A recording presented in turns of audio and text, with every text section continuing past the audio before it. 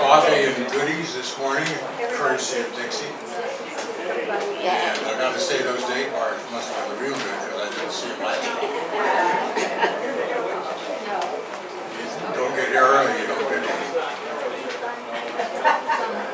Barb, do we have any visitors this morning? Yes, we do. We have the Worleys, Matt and Donna. Right here. We can't hear.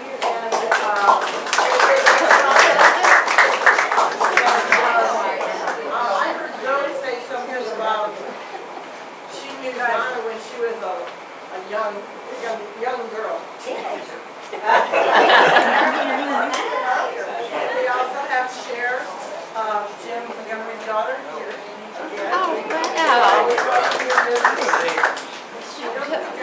Anybody else? I did?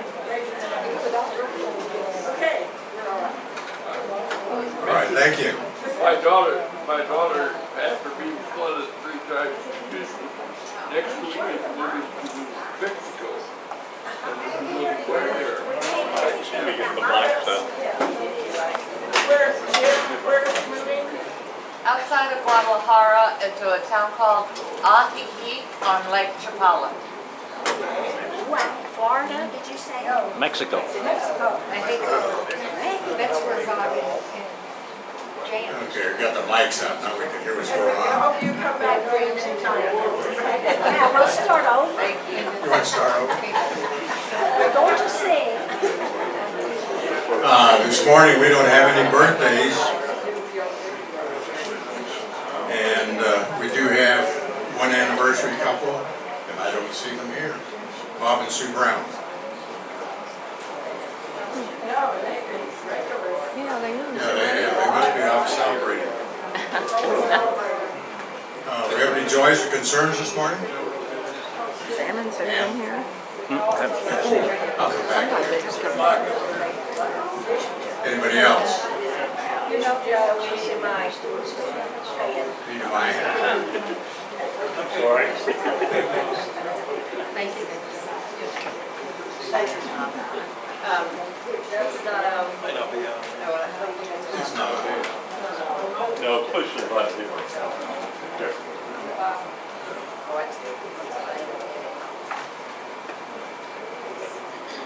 I thank you. Yes, I would be most appreciative. I'm having hand surgery on Thursday morning. So I would appreciate prayers that the surgery would go well and that my nerves would be restored, and also that I would keep my sanity from the pain until it happens. Thank you.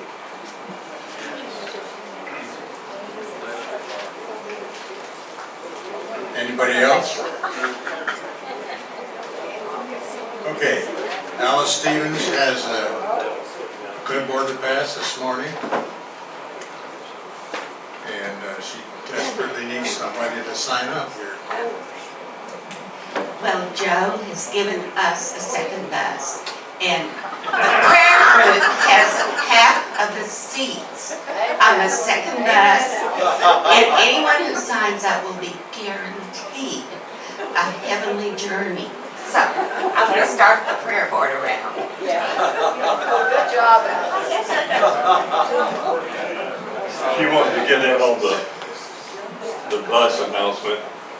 I told her I had other things to announce today and she had to do it. But anyway, if you don't sign up, I'll beat you up.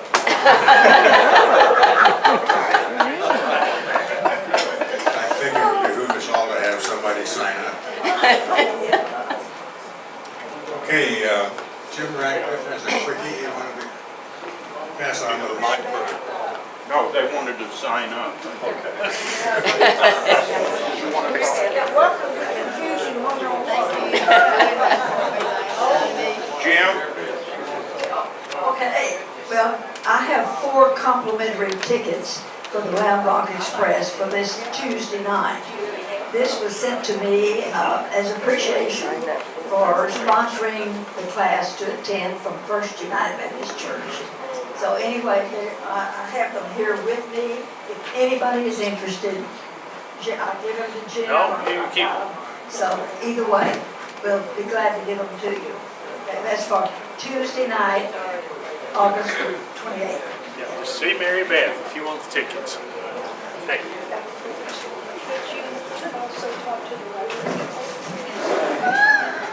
Okay, we got any takers on that one? Okay, Ann, you had something you wanted to? Yes.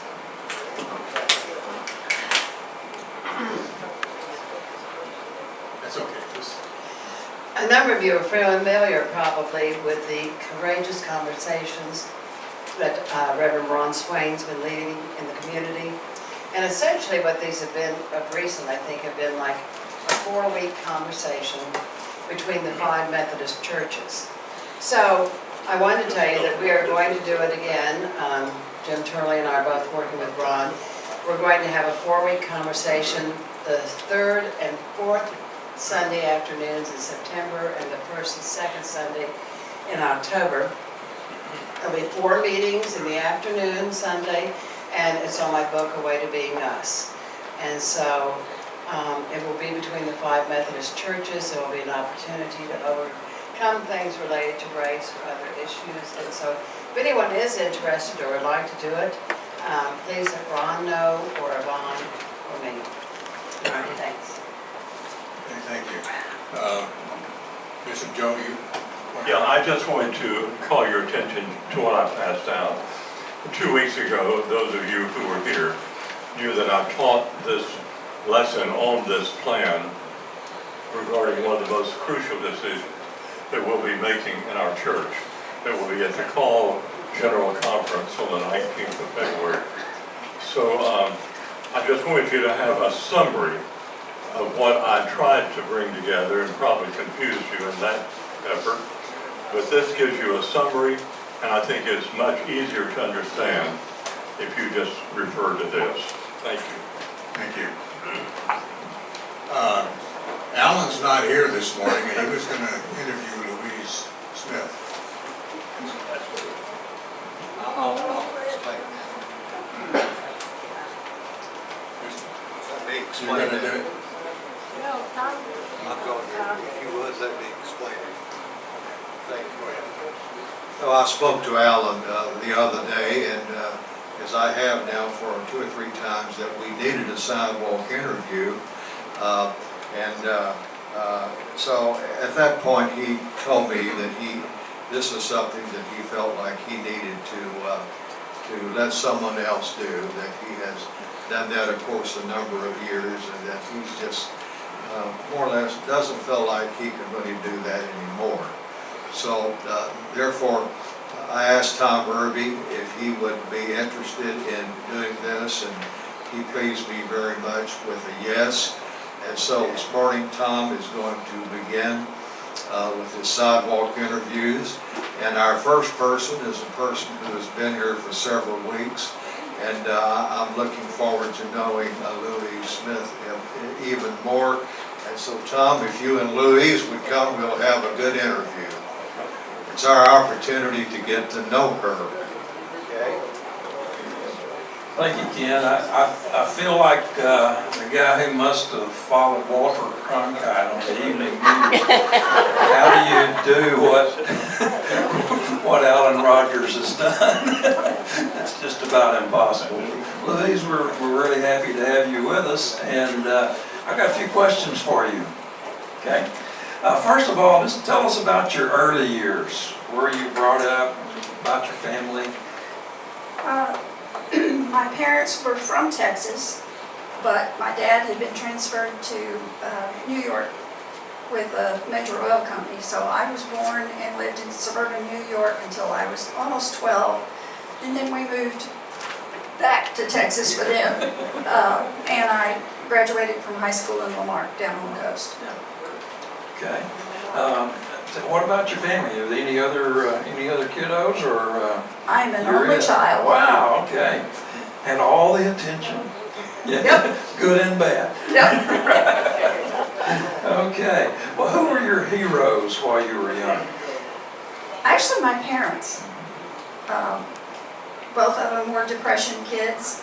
My mother grew up in Port Arthur and always said it was interesting the difference in her picture of the Depression. Her dad's hours got cut.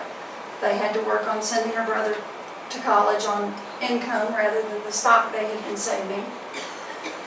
My dad, on the other hand, lived on a farm about 20 miles out of Waco, and said he could remember being ashamed for the salesman to see the holes in his shoes when he went to buy a new pair. The Depression made a big impact on a whole generation. Yes, it did. Well, you said you graduated from Lamar High School. Did you go to college after that, or right into work, or what? I managed to go to 4 different colleges and still graduate in 3.5 years. All right. I started at Baylor. It was 20 miles from the grandparents. It was where my dad and his brothers and sisters had gone. I met a boy at a church camp who was going to go and get his master's at the university, at Oklahoma State University. So I knew my parents wouldn't let me transfer there, but I transferred to the University of Oklahoma. And summers I went to Oklahoma State University and University of Houston. And I very carefully kept track of which courses would transfer and which would not, because the main thing I wanted was out of college. Well, you demonstrated that you know how to negotiate bureaucracies. If you were able to put that together and do it. I have a best friend who is a former art teacher, and she says she has the right brain, the creative side, of which I have none, and I have the left brain, the logical side, and between us we make a whole person. Well, after you graduated, you're tired of college now, you're out of it, what did you do? I married. All right. What was your degree in? Math. Math. Wow. Then, did you ever use math? Yeah. So you're not someone we can point to our grandkids and say, you will use that math one of these days. No. I basically have been a full-time volunteer all my life. Well, that's something. Yeah, that's great. What about hobbies? Do you have any hobbies or? I'm a computer junkie. Me too. And some of my friends make remarks about the number of activities I belong to in Georgetown and Sun City, and I say, if I didn't have something that makes me get out of the house, I would get up and start reading email and suddenly realize it was supper time. Do you like to travel? Yes. Traveling was a lot easier when you didn't have to take a bunch of meds and figure out schedules and all of that. My son lives in West Virginia, and I try really hard to get up there for spring flowers and fall trees. Oh, yes. Yeah, it's beautiful up there. Yeah. Is that your favorite trip, or have you done any other trips that would go into the favorite category? I think my favorite would be when we took the kids and had 6 weeks and literally drove up the whole East Coast and back. Yeah. That would be great. Good education for them, too. Yeah. I think we did that too. Well, let me get a little more serious here. How has your life been different than you expected it to be when you were young?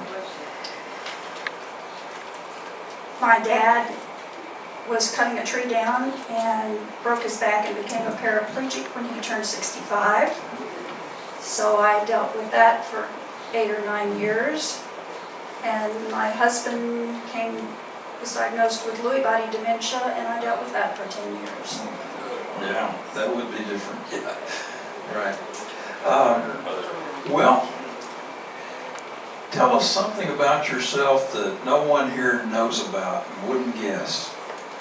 I was the registrar for all of South Texas Youth Soccer, which was from El Paso to Beaumont, during the period when we were converting from using paper to computerized registration. I did it for 4.5 years. Wow. That's a big job. Well, you know, those of us here in the class, I remember one time we had a show of hands, and only about a third of us grew up Methodist. We came from all sorts of different backgrounds. What was your spiritual journey to get you to this place today? Started out Methodist, then went Dutch Reform because on the East Coast, every little town does not have every church. And our town did not have a Methodist church. So when I got old enough that you wanted to be with your friends, we became Dutch Reform.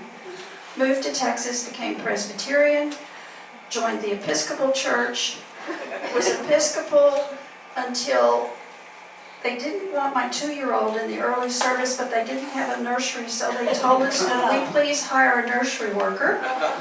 So we went back to the Methodist Church who wanted my kids. And I've been Methodist ever since. Well, we're certainly glad that the church brought you to us here, and welcome to the class. Thank you. Very interesting.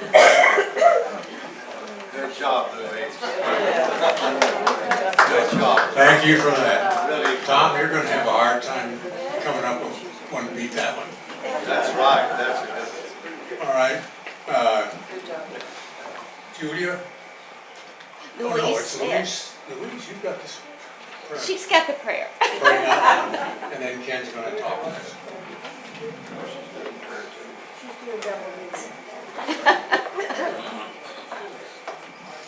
This is titled, Grant Us Peace. Grant us peace that will break our silence in the middle of violence. Then prophetic voices shall resonate. Grant us peace that will pull us down from the steeple of our pride. Then we will learn to wash each other's feet. Grant us peace that will empty us of hate and intolerance. Then we'll turn guns into guitars and make music. Grant us peace that will shut our mouths when we speak too much. Then we'll learn to listen and understand what others are saying. Grant us peace that will disturb us in our apathy. Then we'll dance together under the sun. Grant us peace that will burn our lethargic hearts. Then we'll endure the burning and let love and justice grow.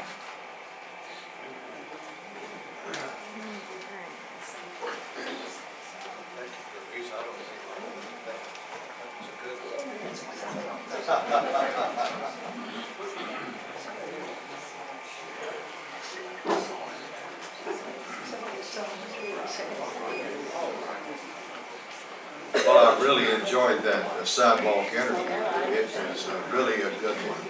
And Louise, it's awfully nice to have you a member of our class. And I know you're going to contribute a lot. I too want to welcome the Warleys for being with us today. And they and Bishop Joe and I had a little chat, and they're wonderful people, I do believe. Well, on the positive side, I want to point out that Thursday night is the beginning of what? It really happens on Saturday. College football returns. So Thursday night and Saturday, no plans for me. I will not be available.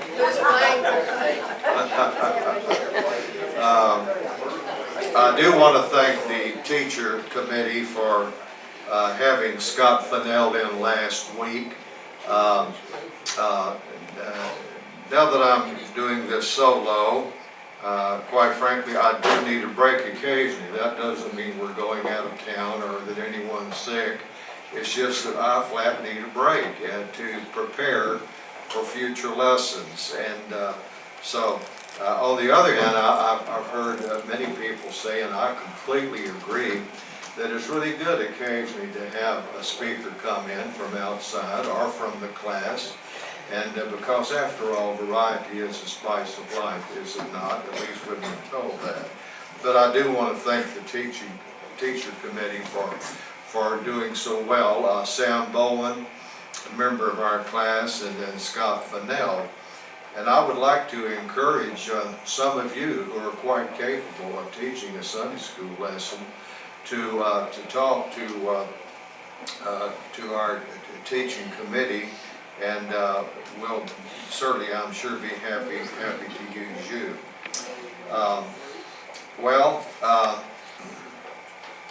I have a lesson to begin today that I will conclude next week. It will take me 2 Sundays to complete this lesson, and it's a biography.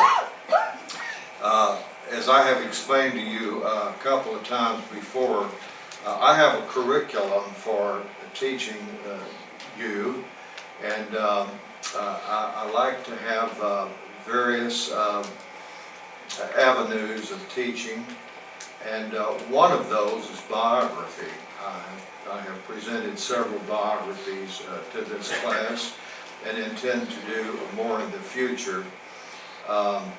Very often in biography we understand the history or the movement that we're talking about better through the life of an individual. And so today I want to present a biography to you, the biography of Francis Asbury. How many of you are familiar with the life of Francis Asbury? Would you raise your hand? I'm just really kind of curious. Francis Asbury. Not many, perhaps looks like about 8 or 10. Well, so therefore, as I present him, I'm really happy because I picked a good one for you, since not too many of us know very much about Francis Asbury. Well, if John Wesley is the father of Wesleyanism and the Methodist movement worldwide, which he is, then we would certainly have to say that Francis Asbury is the father of American Methodism. And so I'm going to start from the very beginning of his life today, and by the end of the lesson next week, I believe that all of us will have learned quite a bit. I'm very fortunate. I went upstairs to our very fine church library. There was a wonderful, very scholarly book on the life of Asbury, and I'm really basing my lesson on it. There was another book that I have used for additional insight. So these 2 books, but especially this one. And so again, the value of a good church library, which I really want to stress. Well, he was born 4 miles from Birmingham, England. I'm sure the British would not pronounce that Birmingham, but that's the way I pronounce it. And on August 20th, 1745, his father was a skilled farmer and a horticulturalist, a gardener, and he worked for the 2 most wealthy clients, if you will, in that county. Very wealthy people, not clients, but wealthy people in that county. His mother was a very literate person, also a very sensitive person, also a very religious person, and some people considered her to be rather eccentric. But religion was certainly an important topic in the home. The father was more of a Church of England type, perfectly satisfied with that, but the mother was more open to other groups as well, and in fact had them in their homes. She was, you might say, extremely pious. I do want to pause and say, it's not to say that all of England at this time was religious. I don't know that you could ever say that of a country. But I will say that there was a lot of religious thought in England at this time. After all, we need to say that Jonathan Swift's Gulliver's Travels was the most popular book in England after the Bible. Now, since Francis was their only child, the couple there that I've described, they very much wanted him to get a good education. he was reading the Bible by the time he was 7 years old. And so they were really interested in his education. In fact, they wanted him to become a scholar. But he didn't like school. And the headmaster in his little community school really didn't know what to do with this young man. He never seemed to be there, mentally speaking. And so therefore, at age 12, he just insisted that he would not go further in school, and he didn't. So the father of American Methodism left school when he was in about the 5th or 6th grade. So that's an interesting thing to know. So his parents arranged for him to become an apprentice. An apprentice at that time was a person who had a job, but it was also on-the-job training. And to go into business or to be a craftsman. It's really not clear which field he was studying to be in: a buckle maker, a button maker, a leather worker, or a metal worker at a forge. The other book feels that he was a buckle maker. Sounds like a real exciting profession. And he did this for 6.5 years. 6.5 years. About 18, 19 years old. But in the last few years there, he became extremely religious. One day, according to the other book that I had, he was sitting and he was going on quite a bit about his religious experiences. And finally he told his fellow over here, another buckle maker, he said, I went to the Methodist meeting last night.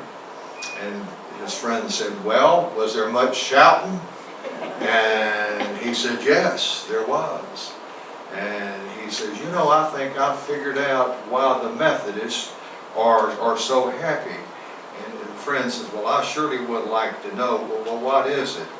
And he says, well, they pretty well are certain that they're saved. They're saved, and that's why they're happy. Saved, well, what does that mean? Well, I don't know, Francis said. I really don't know, except one thing, that because they're saved, they're real sure that they're going to heaven, and that's why they're so happy. So that gives you some idea of the mentality of this young man. He didn't complete his training to be a buckle maker, because in the meantime he had started working in religion, and so he left it because of his zeal for evangelical religion.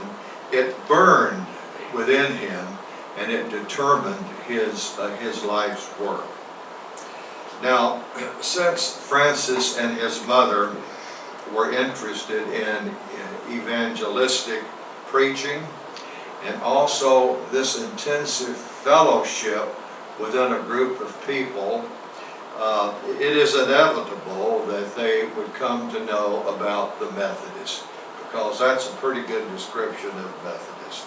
So he contacted the Wesleyan Society in his neighborhood and started going to the meetings, and it was love at first sight. He loved this experience.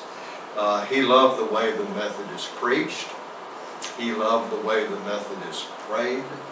And he loved the way that they lived. Their lives backed up their beliefs. So soon he began to meet in the band, which is the smallest of the groups of the Methodist Society. And so Francis Asbury was now a Methodist Society member in the Church of England. Now, I need to explain that a little bit. There was no organic link between the two, between the Church of England and Methodism, none. but the religious life of the Methodists assumed the Church of England. You know, Wesley himself, all the way through to the very end of his life, was a member of the Church of England. And he very much believed in going to communion and going to the church services like a good member of the Church of England. Except that he felt like, and the reason he established the Methodist movement, he felt like that there needed to be something outside the church to help the people live better Christian lives. And so, again, if you were a Methodist, it was assumed that you were a member of the Church of England. And so at this time there was no such thing as a Methodist church. They were societies. Now, being a Methodist did open up some wonderful things for this gentleman. First, he became sure that his sins were forgiven. I'm sure that his sins were very great, but we can't smile at that really. Apparently he felt that they were, and he felt that, that they were forgiven. And he felt that for the first time he truly had a saving relationship with God. He lacked university training, even elementary training, and so therefore he certainly could not be an ordained minister in the Church of England, but he found that in the Methodist fellowship that he could be a preacher, and that's what he decided he wanted to be. And so therefore in the small group near his home, he started by making announcements. He finally was asked to pray one day. And I was thinking about that. Do you remember the first time you were ever asked to pray in public? I do, and it was quite an experience. Joe Wilson, you might remember Doug Edelman in our school. Well, at a training union meeting one Sunday night, he astonished me by asking me to pray. And I had absolutely no idea at all what I was praying, but nevertheless that was the first. And so I was wondering if you remember the first time that you were asked to pray. Well, he started praying, and finally he started preaching. And he preached as a local preacher now, a local preacher, 3 to 5 times a week, and even while he was still an apprentice. And that's why he finally had to leave that apprentice business, because that really, making buckles really didn't interest him. So, in 1766, Asbury had his first appointment from Wesley as a traveling preacher. Now this was a higher position, a traveling preacher. And his first assignment was in Staffordshire. But each year he was approved and sent to a different area in England. And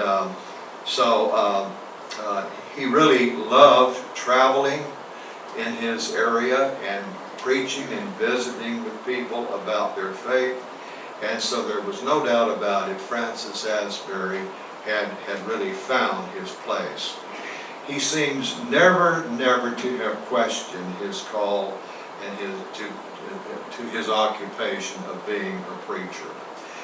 Methodism was his wife and child, and yet, on the other hand, you might wonder about that, because what he was doing was not easy. Wesley wanted his traveling preachers to pretty well do what he did, what he and Charles did. And very often they would go to a place where workers were leaving their homes, coming to the shipyard if they lived on the coast, or to the mines if they lived more in northern England, or to the fields of southern England if they were agricultural workers. And so he expected his traveling ministers to go out at about 5 a.m. and preach to these people these men as they were coming to work. Big, tough, hard men would stand out there in the darkness and preach to them. And so this is in fact exactly what Francis did. Most of these men hadn't been to church, like was an example of the Church of England or any church, for many years. And so therefore it was kind of a jarring experience. And of course, one of the great qualities of Methodism was music.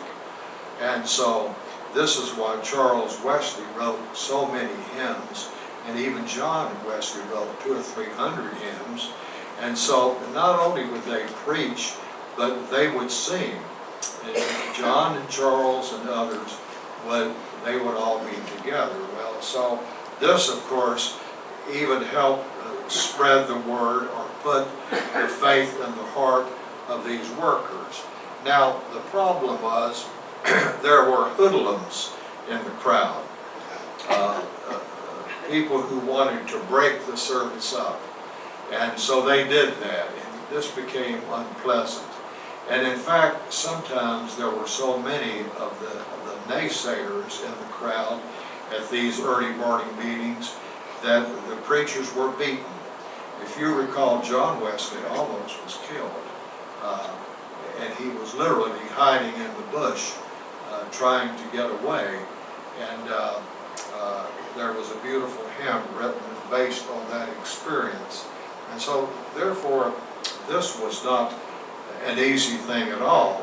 What was bad is that the police and also the Church of England ministers, they very often looked at this and saw it and were not unhappy about what was happening. Well, in 1771, John Wesley called all of the traveling preachers together at a conference in Bristol. And he said to them, "Our brethren in America, they're calling for help. Do we have anyone here who would be willing to go to America and serve as preachers?" Well, of the group, 5 raised their hands. And he selected 2, and one of those 2 was Francis Asbury. Now, he had absolutely no money, and so therefore the people back in the societies back home, they raised money enough to purchase clothes for him to wear on the voyage across the ocean, and also, of course, when he got to America, and also gave him 10 pounds for the trip. Asbury's zeal did not at all flag during the dangerous and uncomfortable trip to America. Indeed, he said this, "Oh, that we may always walk worthy of the vocation wherewith we are called.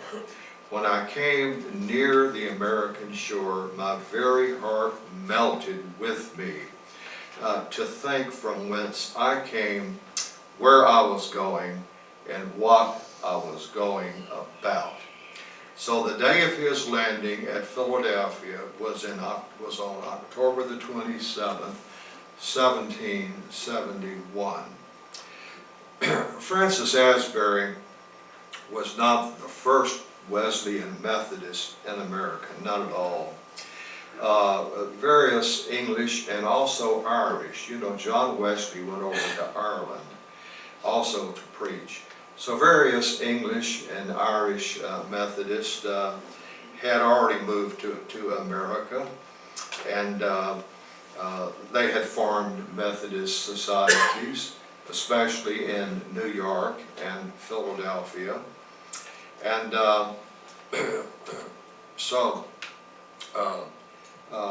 Also, a couple of those had already become local preachers, not traveling preachers, but local preachers. There were some outstanding Methodist leaders there, 2 in New York and 1 down in Baltimore. So there were some Methodists there, and among the Americans. So he didn't come to a country where there was absolutely no presence of Methodists. But on the other hand, there weren't that many. It was pretty short.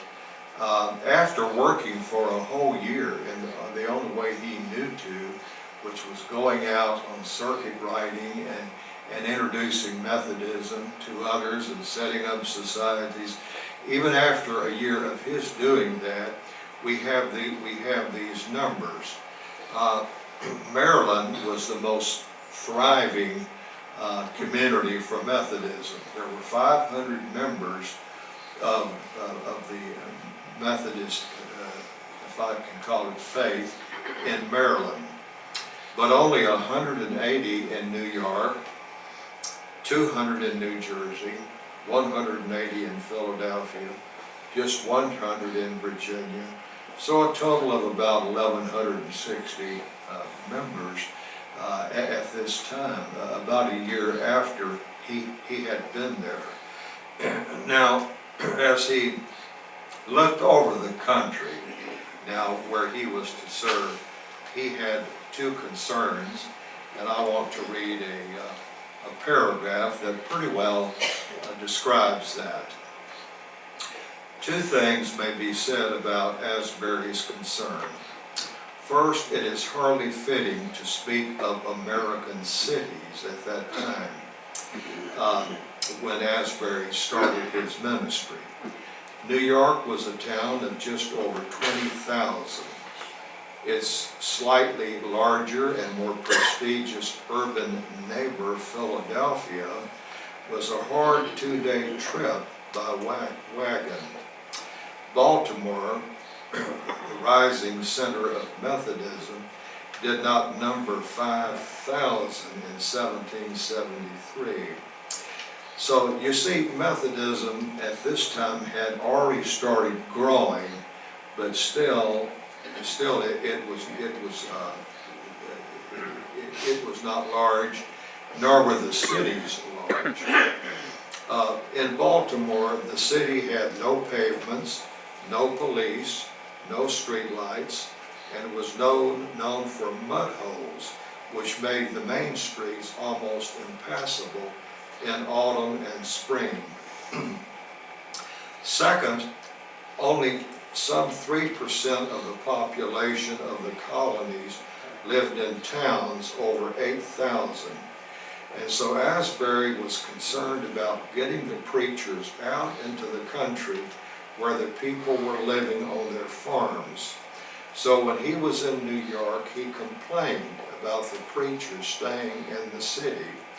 He set up more preaching points around the city and spent more time riding out in the country himself to show them the way. He had his way, and it was the way that he did it in England under the direction of John Wesley. When he got to America, he felt 2 things. One, that the leaders weren't very active.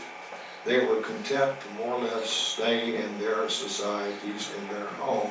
In other words, they weren't very evangelistic. And second of all, they really weren't what he would have called high Methodist. They didn't have the same standards that John Wesley had, and so he was aware of that. Well, it looks like my time is over, and I want to continue this lesson next week. It's going to be most interesting now that he's in America to see just exactly what happened. I appreciate your patience. I realize that some of you are not necessarily interested in biography. On the other hand, I think it's very important. that we know as much as we can about Francis Asbury. And that's why I decided that this would be an appropriate lesson. To conclude, I want to say that when Francis Asbury was a very young man and had started working with the Methodist in his hometown, that one day when he was an apprentice, he was asked by a friend why he was always spending so much time working with the Methodists, because it seemed that was his really his only interest. And he simply said, well, because I love God and because I want to work so that other people can know God. Well, with that, amen. Amen.